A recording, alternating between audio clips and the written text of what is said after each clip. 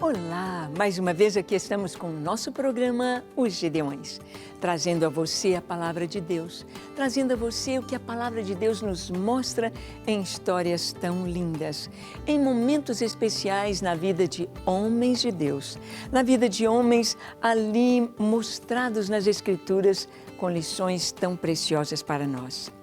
Estamos estudando a vida de Abraão, estudando a vida deste patriarca e hoje conversaremos sobre Berseba e as tamargueiras. O que tem isso a ver conosco hoje? O que tem a ver Berseba? Onde fica Berseba? E essas tamargueiras? Vamos ver? Deixe o seu coração aberto para Deus. O Espírito Santo vai falar com você. O programa Os Gedeões já começou.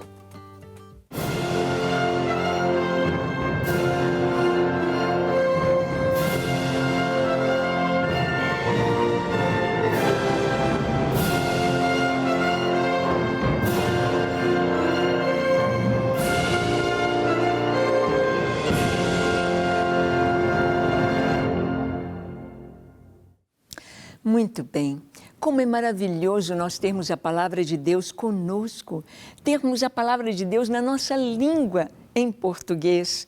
Podemos estudá-la, podemos conhecê-la, podemos ver histórias tão lindas, histórias às vezes tão tristes ou tão difíceis, ou com tantos desafios, ou com tantas lutas, ou com tantas vitórias, ou com tantos encontros maravilhosos com Deus. Como está sendo a sua história? Como está sendo a nossa história escrita nesse tempo, no século XXI, neste ano em que temos passado por tantas coisas difíceis? Como está sendo? Bem, Abraão também enfrentou muitas coisas difíceis, mas nós podemos ver na vida de Abraão, na vida dos patriarcas, na vida destes homens de fé aqui das Escrituras, marcos na sua caminhada, marcos em momentos especiais. O que fizeram? O que foi marcado? Será que a nossa vida também está cheia de marcos? Abra sua Bíblia em Gênesis 21, nós vamos ler do verso 29 ao 34. Diz assim a palavra: Pôs Abraão à parte 7 cordeiras do rebanho. Perguntou Abimeleque a Abraão: que significam as 7 cordeiras que puseste à parte? Respondeu Abraão: receberás de minhas mãos as 7 cordeiras, para que me sirvam de testemunho de que eu cavei este poço. Por isso se chamou aquele lugar Berseba, porque ali juraram eles ambos. Assim fizeram aliança em Berseba. Levantaram-se Abimeleque e Ficol, comandante do seu exército, e voltaram para as terras dos filisteus. Plantou Abraão tamargueiras em Berseba, e invocou ali o nome do Senhor, Deus eterno. E foi Abraão por muito tempo morador na terra dos filisteus. Bem, esta é a palavra de Deus aqui registrada. E quem são estes a quem Abraão está entregando estas 7 cordeiras? O que isto significa? Bem, no texto anterior, nós vemos que Abraão fez uma aliança com os filisteus. Ele fez uma aliança jurando que faria o bem, jurando que jamais procuraria o mal daquelas pessoas ali, ou seja, dos filisteus.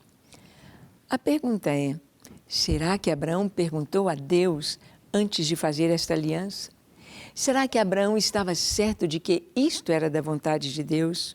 Mas ele fez a aliança com Abimeleque e com o comandante do seu exército. E Abraão, então, aproveita naquele momento para falar sobre poços e diz aqui a palavra que ele trouxe para o rei 7 cordeiras. 7 cordeiras. E ele disse que as cordeiras seriam para testemunho de que ele havia cavado aquele poço. Por quê? Abraão cavava um poço e os filisteus o tomavam. Mas Não era fácil cavar outro poço? Não, não era fácil. Era um grande investimento. Nós sabemos que aquela região ali onde Abraão estava, quando ele se separa de Ló, diz que ele ia sempre caminhando para o Negueb. É uma região desértica, é uma região onde há muito pouca chuva ou quase nenhuma chuva. A água importantíssima para a família, para o clã, não é? Que as pessoas que ali estavam eram muitos servos que ele tinha, e também para o gado, para as ovelhas, os cabritos, os camelos, os jumentos, etc. Precisava de água. E nós sabemos que quem tem o controle da água tem o controle da nação, da cidade, das pessoas.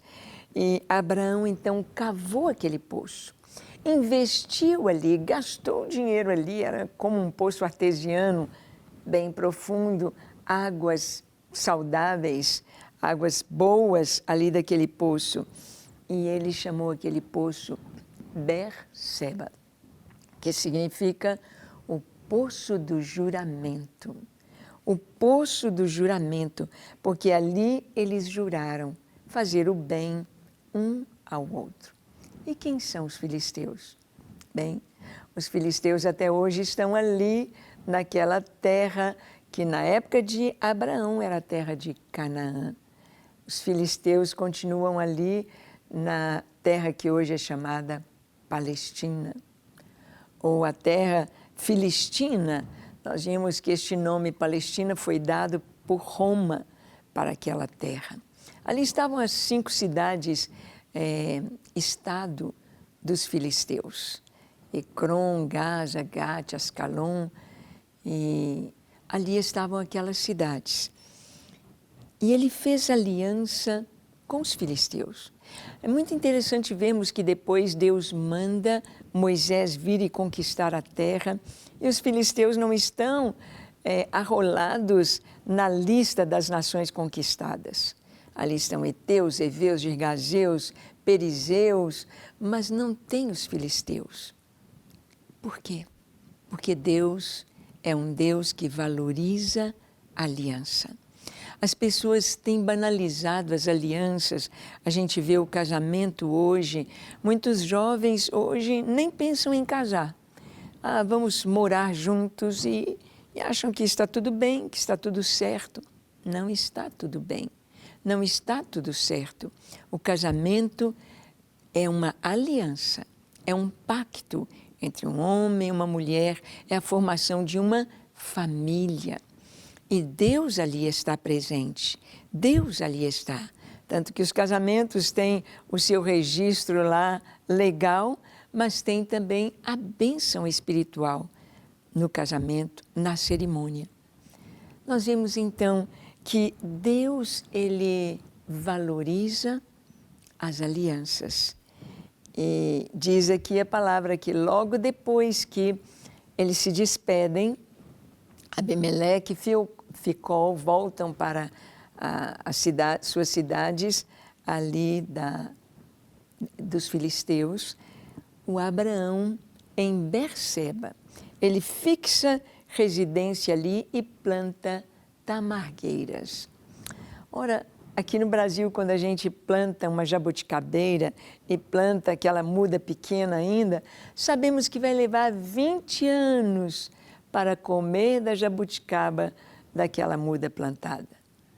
Não é como uma bananeira que produz tão rápido, não é como outras árvores frutíferas, como a laranja, a manga, que já produzem assim que tomam um certo volume, uma certa altura da árvore.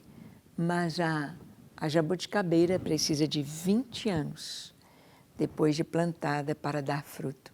E a tamargueira, para dar tâmaras, 80 anos. 80 anos. Será que Abraão estava pensando que ele comeria das tâmaras, das tamargueiras que ele plantou?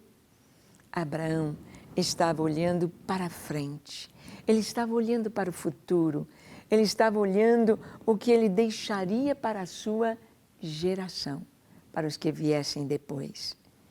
E sabemos que nesta região, a única coisa que poderia produzir ali, não dava para plantar oliveiras, não dava para plantar vinhas, não dava para plantar figueiras ou romeiras, mas sim as tamargueiras.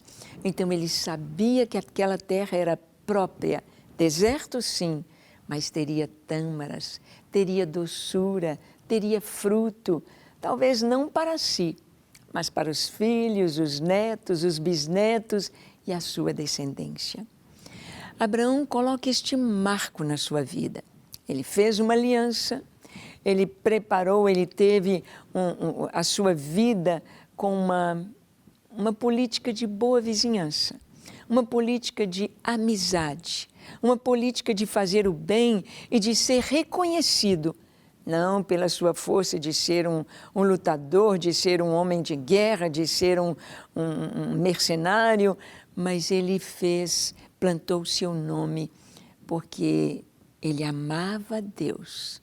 Ele servia o Deus verdadeiro, a quem ele chama aqui o Deus eterno. O Deus eterno, El Olam, o Deus eterno. E por causa do seu Deus, ele foi respeitado pelas pessoas ao seu redor. E o que ele fez nos marcos da sua vida, o que ele fez foi pensando no futuro, na sua descendência. E você, tem pensado isso também? Vamos orar? Feche os seus olhos, curve a sua fronte, se for possível, se ajoelhe onde você está e ore comigo dizendo assim: Senhor, eu quero viver para a Tua glória. Eu quero que a minha vida seja marcada por uma amizade tão profunda contigo e eu quero ser uma bênção para as pessoas ao meu redor. Ajuda-me a plantar uma linda história para a minha descendência. Enche a minha vida da Tua presença. Usa-me, eu me entrego a Ti para ser somente Teu todos os dias que viver. Em nome de Jesus. Amém, amém e amém. Graças a Deus. É isso aí. A gente ora e crê e se entrega verdadeiramente ao Senhor.